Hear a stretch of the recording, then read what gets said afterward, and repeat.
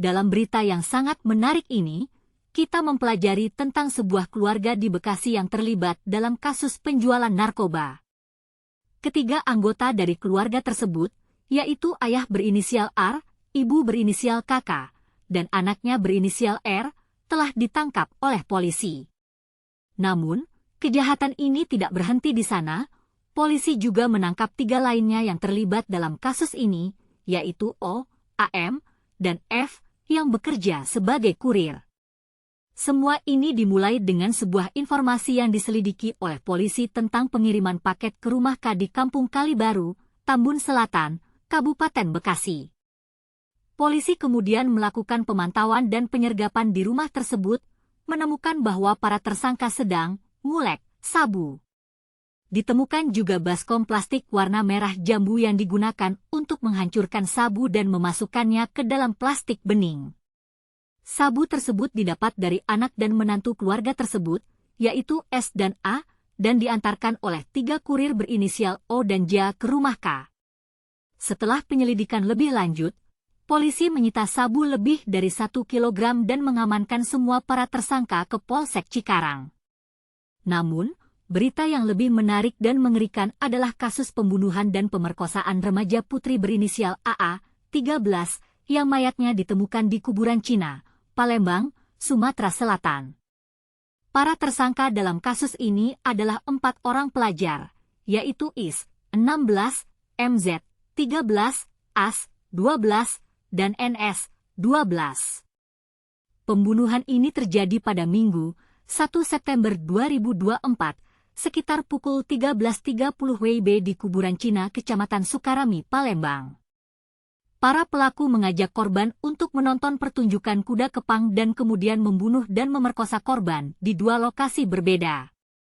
Hasil penyelidikan menunjukkan bahwa para pelaku terdorong menyalurkan nafsu usai menonton film porno dari handphone salah satu tersangka.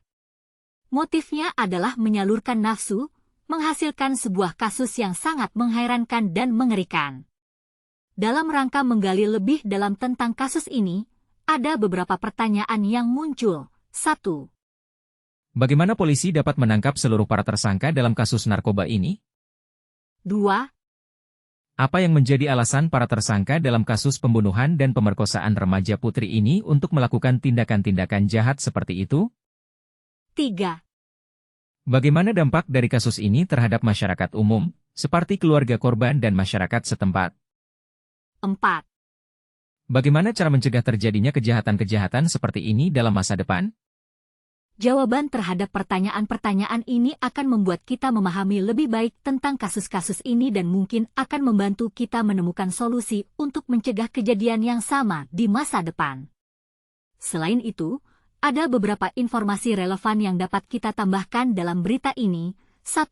Polisi telah menggeledah rumah-rumah sekitar untuk memastikan bahwa tidak ada lagi para tersangka yang berada di tempat. 2. Para tersangka dalam kasus narkoba telah ditahan dan akan dihadapi hukuman sesuai dengan undang-undang.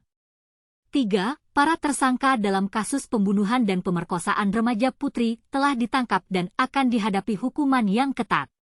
4. Keluarga korban telah mendapat bantuan dari masyarakat umum dan pemerintah setempat.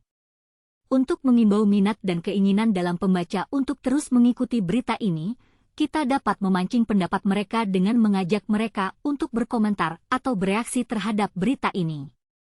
Kita dapat membuat berita yang penuh penasaran dan penuh pertanyaan, yang akan menarik perhatian pembaca dan membuat mereka ingin tahu lebih banyak tentang kasus ini. Secara kesimpulan, berita tentang kasus narkoba dan pembunuhan dan pemerkosaan remaja putri ini sangat menarik dan mengerikan. Kita harus memaksimalkan informasi yang ada dan menambahkan informasi relevan untuk memperbanyak isi berita. Selain itu, kita harus memancing pendapat pembaca dan membuat berita yang penuh dengan tantangan dan pertanyaan. Dengan demikian, kita dapat membuat berita yang lebih menarik dan mengundang interaksi dari pembaca.